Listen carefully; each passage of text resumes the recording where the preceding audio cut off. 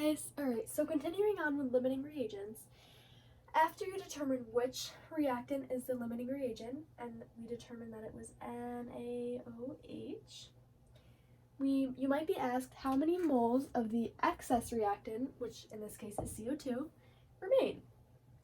Alright, so the way that you can do this is you say, alright, if we are able to produce 1.21 moles of Na2CO3, we essentially want to figure out how many moles of CO2 do we need. Okay, so we're going to keep the same unit as the given, so moles of Na2CO3. And what do we want? Moles of CO2. Well, it's easy, 1, 1. For every 1 mole of Na2CO3, there are only 1 mole of CO2.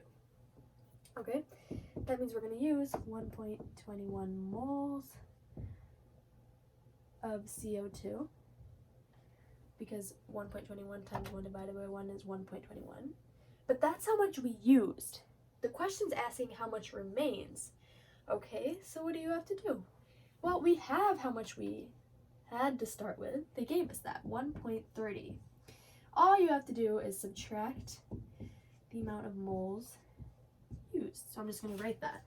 Moles, I'm going to say total moles minus used moles.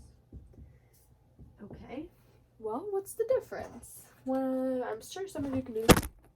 I bet.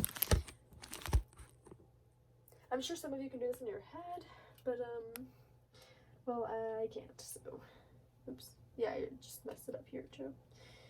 My bad.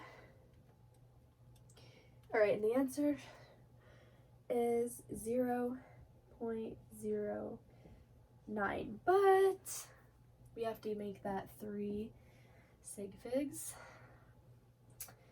So we can just do 0.00, or if you want, you can do 9.00 times 10 to the 2 moles CO2. I hope that makes sense.